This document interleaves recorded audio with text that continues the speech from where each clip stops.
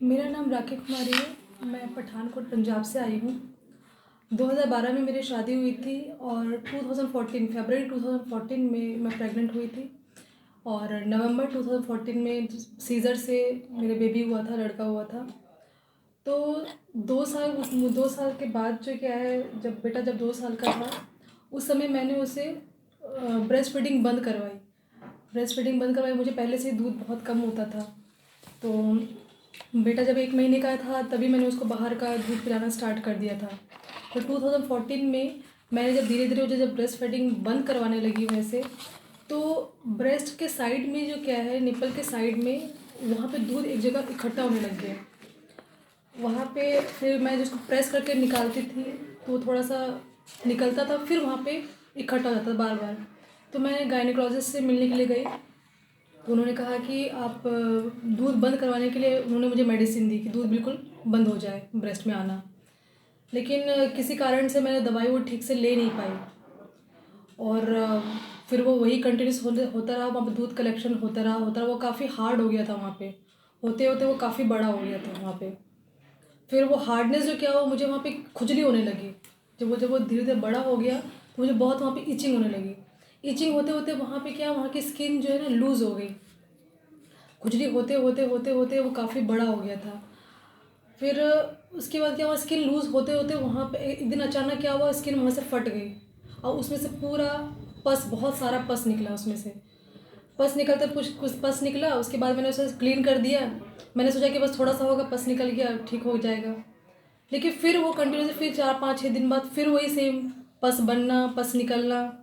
ऐसे ही मतलब ये डेली रूटीन सा हो गया था। हर 3 4 4 दिन में पस बनना निकलना। ऐसे करते करते 3 4 महीने बीत गए। फिर 4 महीने बाद मैंने सोचा इसको अच्छे से दिखाते। फिर मैं गायनेकोलॉजिस्ट के पास गई कि मुझे ऐसे प्रॉब्लम हो रही है, पस बार बार निकलता है, बनता है। तो उन्होंने फिर कहा कि आपको 3 महीने कंटिन्यूसली पस निकल रहे हैं, इसका मतलब कि वहाँ पे एक ट्रैक बन गया है और आपको वो ऑपरेशन से ही निकलेगा। तो ऑपरेशन से निकलेगा तो मैंने कहा कि ठीक है। तो लेकिन मैं ऑपरेशन करवाना नहीं चाहती थी। तो गुजरात में जामनगर में एक बहुत बड़ा आयुर्वेदिक हॉस्पिटल है, वहाँ पे मैंने अपना ट्रीटमेंट स्टार्ट किया।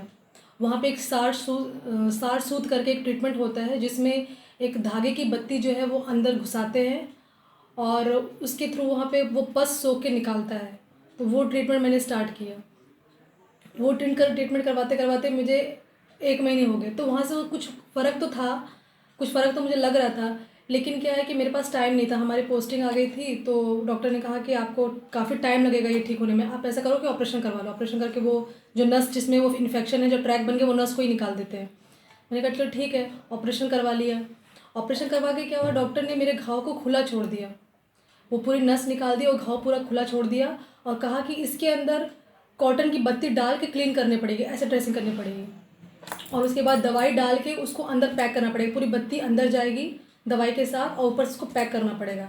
इसी तरह से आपकी ड्रेसिंग होगी और धीरे धीरे वो घाव भरेगा। तो मैंने ठीक है। फिर हम लोग जामनगर से हम लोग पठानकोट आ गए और ऑपरेशन मेरा हुआ जामनगर में, मगर मेरी पूरी ड्रेसिंग जो हुई वो पठानकोट में हुई। तो मे भी मुझे लगता है कि ड्रेसिंग सही से ना होने की वजह से वो अंदर कहीं ना कहीं क्लीन सही से नहीं हो पाया, वो घाव में एक इन्फेक्शन रह गया। तो करते करते ही क्या हुआ कि वो डॉक्टर ने कहा था कि 1 महीने अगर आपकी अच्छे से ड्रेसिंग होगी तो आपका 1 महीने में घाव भर जाएगा। लेकिन वो घाव भरा ही नहीं, वो पस कंटिन्यूसली निकलता रहा। मुझे कई इंजेक्शन लगे, बहुत एंटीबायोटिक खाई, मतलब जो सबसे हार्ड से हार्ड एंटीबायोटिक होती है वो मैंने खाया, कोई रिजल्ट नहीं। फिर गायनेकोलॉजिस्ट ने कहा मुझे एक 6 महीने का कंटिन्यूसली मुझे दवाई दिया था, टैबलेट दिया था कि आप ये खाओ। वो भी खाया, कुछ नहीं हुआ। 6 7 महीने एलोपैथी ट्रीटमेंट लेने के बाद जब कुछ नहीं हुआ तो मैं आयुर्वेदिक में आई कि मैं आयुर्वेदिक ट्रीटमेंट अपना शुरू करती हूँ। फिर मैंने 4 5 महीने आयुर्वेदिक ट्रीटमेंट करवाए वहीं पे पठानकोट में, जो लोकल एरिया में हमारे पास जो आयुर्वेदिक डॉक्टर था वहाँ पे भी ट्रीटमेंट करवाया, कोई रिज़ल्ट नहीं मिला मुझको। फिर मैंने आयुर्वेदिक डॉक्टर चेंज किया।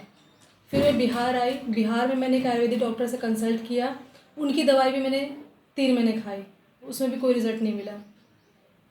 फिर मैंने तीसरा डॉक्टर चेंज किया आयुर्वेदिक में ही, तीसरा डॉक्टर चेंज किया, उनकी दवाई मैंने भी 5 6 महीने खाई, उससे भी मुझे कोई रिज़ल्ट नहीं मिला। फिर परेशान हो गई। फिर मैंने दोबारा गायनेकोलॉजिस्ट को दिखाया तो उन्होंने कहा कि आपको दोबारा ऑपरेशन कराना पड़ेगा, दूसरा कोई रास्ता नहीं है, आपको ऑपरेशन करवाना ही पड़ेगा। अब मैं दोबारा ऑपरेशन नहीं करवाना चाहती थी, क्योंकि ऑपरेशन की कोई गारंटी नहीं है कि दूसरा ऑपरेशन में भी ठीक हो जाएगा। जब पहले में ठीक नहीं हुआ, दूसरे में क्या गारंटी। फिर करते करते यहाँ पे एक्यूप्रेशर के बारे में हमें बहुत पहले से ही मालूम था। फिर यहाँ पे आए हम लोग 2000 अगस्त 2019 में यहाँ पे आए,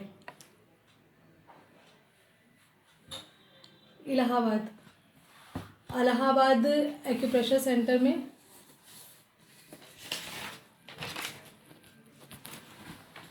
यहाँ पे इलाहाबाद में जो एक्यूप्रेशर शोध प्रशिक्षण उपचार संस्थान है, वहाँ पे हम अगस्त 2019 एंड में आए यहाँ पे डॉक्टर को दिखाया, डॉक्टर JP अग्रवाल को दिखाया उनको। फिर उन्होंने पॉइंट्स वगैरह, मुझे यहाँ पे हम लोग 3-4 दिन रुके थे, उन्होंने पॉइंट्स लगाए और फिर 3-4 दिन बाद फिर बुलाया कि मुझे उसमें कैसा फील हो रहा है, कुछ रिलीफ मिल रहा है कि नहीं मिल रहा है। लेकिन वो पॉइंट लगाने के बाद मुझे पेन नहीं होता था, जब तक वो पॉइंट मेरे हाथ में रहता था मुझे पेन नहीं होता था। फिर मैंने यहाँ से पर्ची बनवाई और बनवा के फिर मैं यहाँ से लेके गई। तो मैंने सितंबर 1 से लगाना शुरू किया। ये डेली लगाती थी।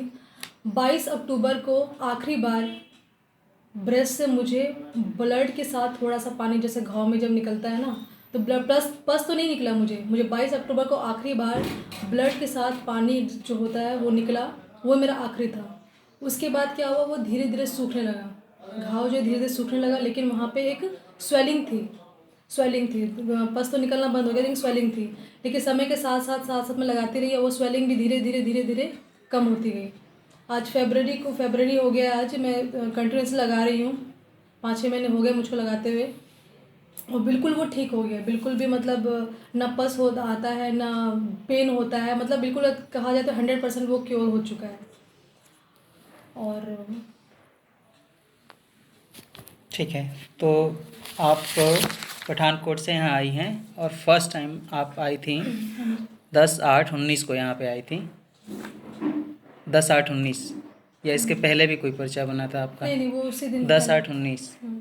और आज दोबारा आई हैं 1/3/2020 को। हाँ जी। और आज जो आप रिपोर्ट कर रही हैं वो ये है कि आपको पस जो फॉर्मेशन हो रहा था और जो राइट निपल में आपको प्रॉब्लम थी, वहाँ पे डॉक्टर्स ने आपको डायग्नोस किया था, जो रिपोर्ट के अनुसार आया है वो साइनस बताया था उन्होंने। हाँ, साइनस मीन्स फिस्टुला बताया था, मिल्क फिस्टुला। और वो था आपका जो लोकेशन थी 3 o'clock की लोकेशन में राइट निपल में था, जो एक्सटेंड कर गया था, निपल तक एक्सटेंड था वो।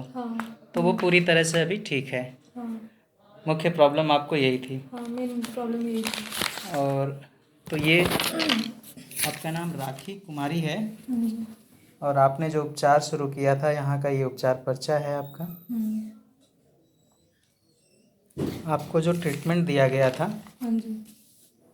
ये आप सिम्टम्स, आप इतने सारे सिम्टम्स आपने बताए थे। हाँ सर, ये तो छोटे मोटे थे, बाकी मेन सबसे बड़ी प्रॉब्लम मेरी यही थी, फर्स्ट डिस्चार्ज की। जी। और इसके बाद जो आपको उपचार दिया गया था, हाँ जी, वो ये उपचार दिया गया था।